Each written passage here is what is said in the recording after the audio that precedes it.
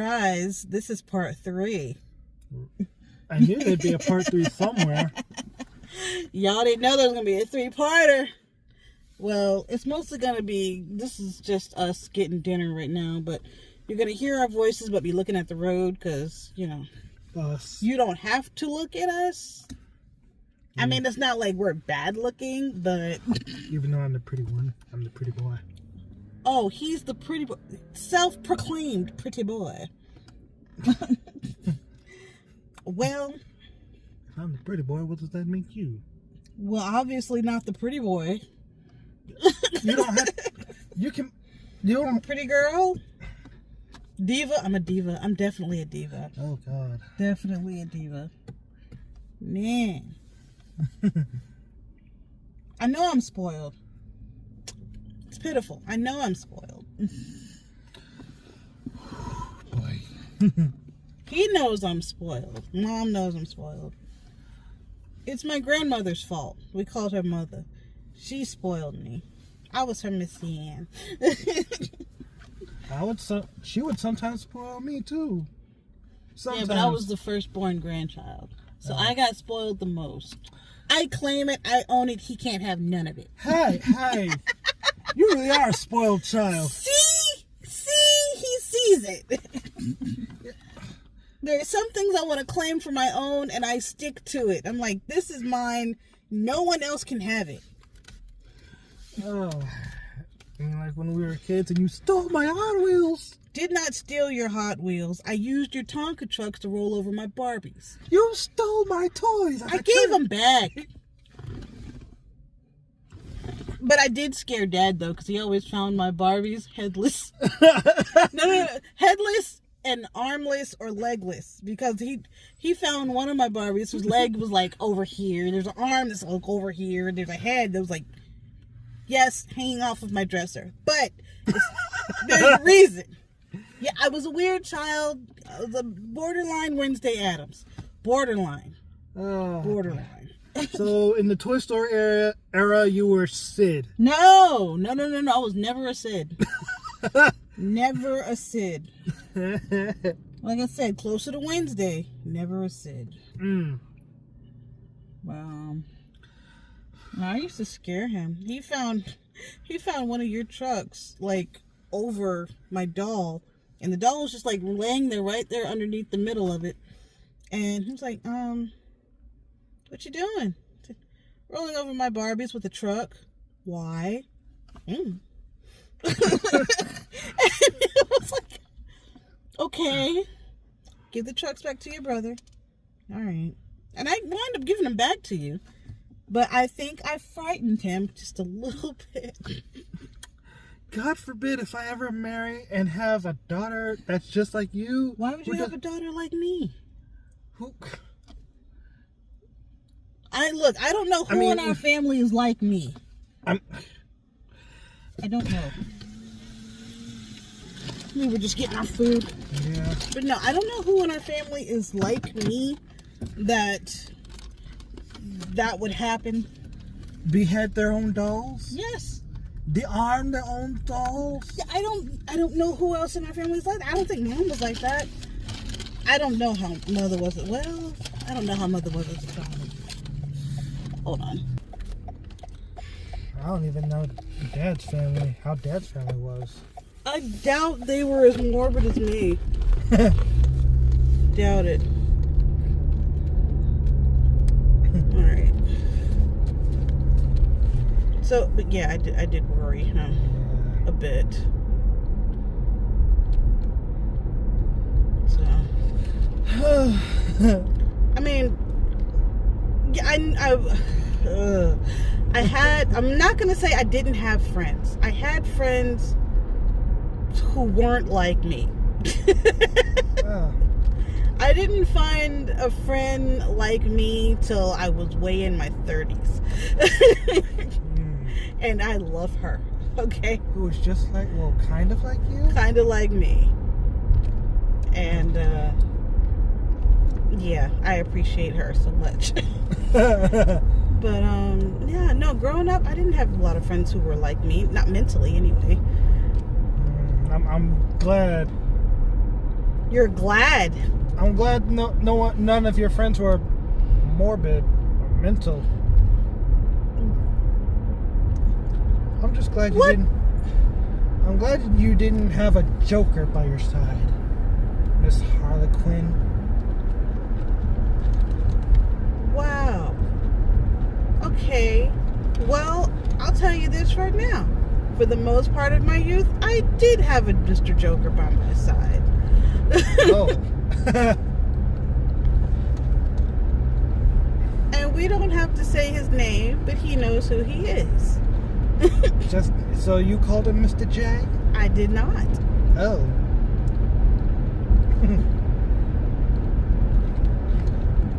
But no, I was special. I kept some special people with me. But man, you wanted me to be alone. No, I didn't say I wanted you to be alone. But you were glad I didn't have any other friends that were like me.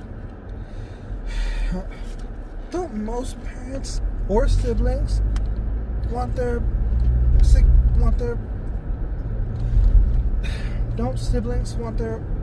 don't younger siblings want their older siblings to be kind of normal? Kind of? 50%. Why would the older sibling be normal? Okay, first of all, the first sibling, the oldest, is always the trial and error. Says who? Says me.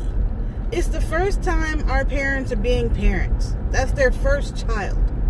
Oh boy. You either get it right the first time or you screw them up. Oh boy. No. I'm joking. I'm perfectly fine and well adjusted. I'm so glad. Thankfully. I do have a couple of screws loose because it just happens that way. This whole world has a few screws loose. We already know that. Yes. No one is 100% normal. And I don't care who says that they are 100% well adjusted. You're not. Stop lying to yourself and the rest of us. You've got a few screws loose, okay? You've got a hinge that creaks, that needs some WD-40, okay? You've got that one little light bulb in the back of your mind that flickers. And a few hallways that you never go down. No. Come play with us. Absolutely not. So, I mean, I know. I'm as well adjusted as I can be for me. Yes. The issues I had didn't come from my parents. Let's just get that out of the way. Yeah. The issues I have did not come from my parents. My parents were not abusive. Very loving. Very, of course. Provided for us, always. You know, we were never hungry, we were never without a roof over our head, never without clothes. We were both able to graduate high school. Yes. So all of that, we know that we're loved. So that's nothing to do with it. My issues came from other students. Okay. Oh, other students. Oh. That was the issue. I know, like I said, I was a little different. I know this. But the way that I learned made certain things a little more difficult for me to pick up at school. So certain things took me a while to get. And because I was a more artistic type of person, not autistic, artistic. Yes, artistic. I learned by a lot of visualization. I learned by hands-on. So just showing me how to do it and expecting me to follow it and remember it, that didn't work. I had to actually step by step go through, why does this mean that? And a lot of times I really ticked off my teachers because I wanted them to go into detail. Now, other kids that can just memorize and copy and follow, they could do that. They love those students. But me, I'm like, well, why does this do this? And why does this mean that? And what does this have to do with that? And I would actually want them and need them to go into detail because there are certain things I didn't know what they meant. You know? And I didn't know why certain things meant certain other things, but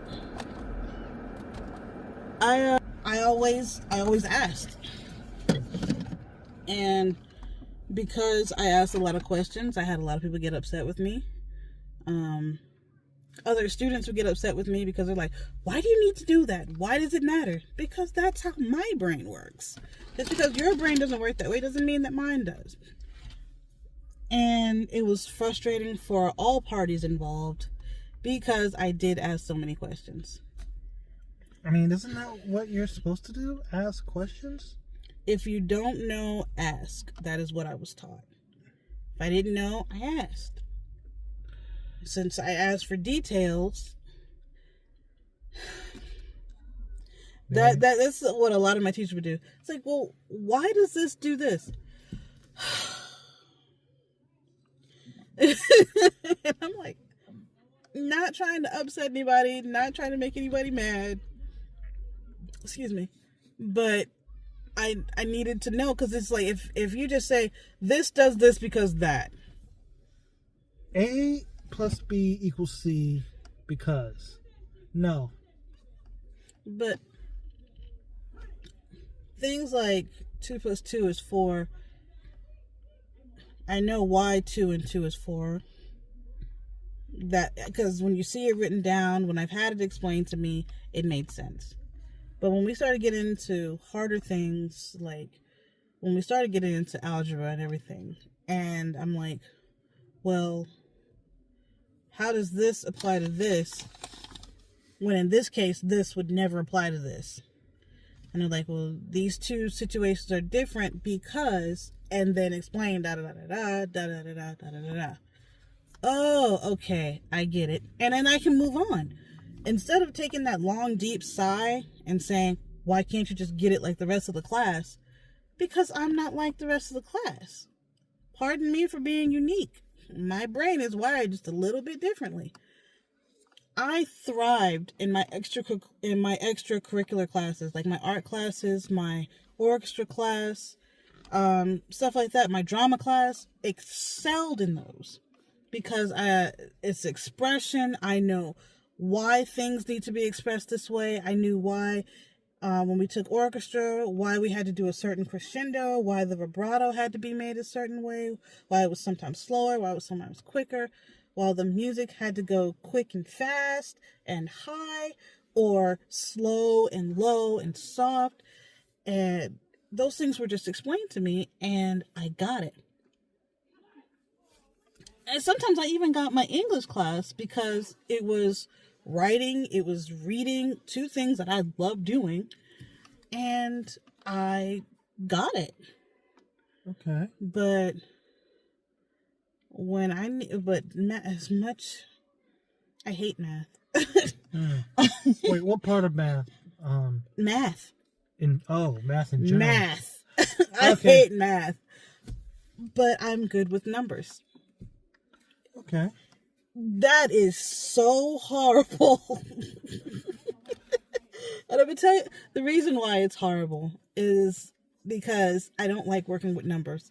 But every job I've had, I'm always a cashier or I'm a teller. And I have to work with other people's money. I have to work with percentages and how much to take off for that and how much to take off for this. And sometimes it's not just scanning the coupon and going. Sometimes you have to type it in. And you have to figure this stuff out. You have to figure it in your head. Do this, that, and the other. And then go ahead and let the person go. I was able to do that, and I had done it since I graduated high school. From high school up until 2023. I did numbers. I was so sick of numbers. Things started blurring. I get tired of working with other people's money because people are very particular about their money. I don't like messing up people's money. I don't like dealing with people's money. Dealing with my own money is one thing because that's mine. But when you're dealing with somebody else's, if you get it wrong, they will take you out somewhere and tar and feather you and drag you through the streets. Because that is their money. And And if you get it wrong, Tar and feather, isn't that a bit much? it's an expression. Okay. I'm not saying literally take you out and tar and feather you, but they will verbally tar and feather you and make you feel like you are the dumbest person on the planet because you messed up something. Something that you don't normally mess up, but they will make you feel as though you've done everything in your life wrong up until this point. Dang. Which is why I don't want to work with anybody else's money ever again in my life. I would rather just go ahead and write my books, publish them, and earn my money that way. I'm tired of working with other people's money. I'm tired of working with people, period. I don't like it. So I stopped. Okay. And I'm not going back. I'm not. That's just how I feel. Okay. You do you. I'm done with my rant now. This has been A rant. a rant. Not the rant. It's just a rant. A rant. A rant. A rant. This is a chord. I don't know what it goes to. I was about to say it's short. It is. It is short. This is one of our shorter chords. Yeah. But we're gonna go in the house. We're gonna eat dinner now. We got Chick-fil-A. We're gonna stuff our faces. Yep. We got tea inside. We got chicken outside. It's so warm on the leg. I'm gonna take this from him now. Oh, why? We gotta go in the house. It felt so good. All right, guys. We love you. Stay happy. Stay healthy. Stay safe. Some more. Have an awesome weekend. We're making up for the videos that we hadn't done in a while. Take care. Okay. Good night. Happy weekend. Mwah. Peace. Love you. Love you.